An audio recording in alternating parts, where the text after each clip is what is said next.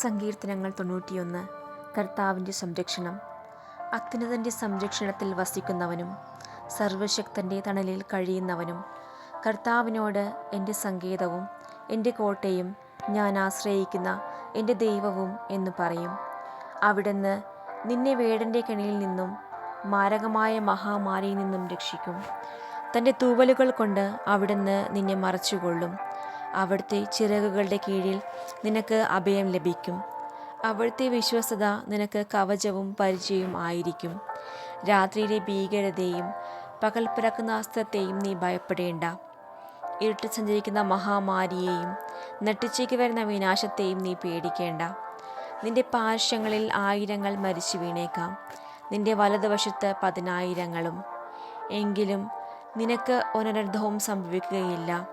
ദുഷ്ടരുടെ പ്രതിഫലം നിന്റെ കണ്ണുകൾ കൊണ്ട് തന്നെ നീ കാണും. നീ കർത്താവിൽ ആശ്രയിച്ചു, അത്യുന്നതനിൽ നീ വാസമുറപ്പിച്ചു. നിനക്ക് ഒരു തിന്മയും ഭവിക്കുകയില്ല, ഒരനർത്ഥവും നിന്റെ കൂടാരത്തെ സമീപിക്കുകയുമില്ല. നിന്റെ വഴികളിൽ നിന്നെ കാത്തുപാലിക്കാൻ അവിടുന്ന് തൻ്റെ ദൂതന്മാരോട് കൽപ്പിക്കും. നിന്റെ പാദം കല്ലിൽ തട്ടാതിരിക്കാൻ അവർ നിന്നെ കൈകളിൽ വഹിച്ചുകൊള്ളും. സിംഹത്തിൻ്റെയും അണലിയുടെയും മേൽ നീ ചവിട്ടി നടക്കും. യുവസിംഹത്തെയും സർപ്പത്തെയും നീ ചവിട്ടി മെതിക്കും. അവൻ സ്നേഹത്തിൽ എന്നോട് ഒട്ടി നിൽക്കുന്നതിനാൽ ഞാൻ അവനെ രക്ഷിക്കും. അവൻ എൻ്റെ നാമം അറിയുന്നത് കൊണ്ട് ഞാൻ അവനെ രക്ഷിക്കും. അവൻ എന്നെ വിളിച്ചപേക്ഷിക്കുമ്പോൾ ഞാൻ ഉത്തരമരുളും.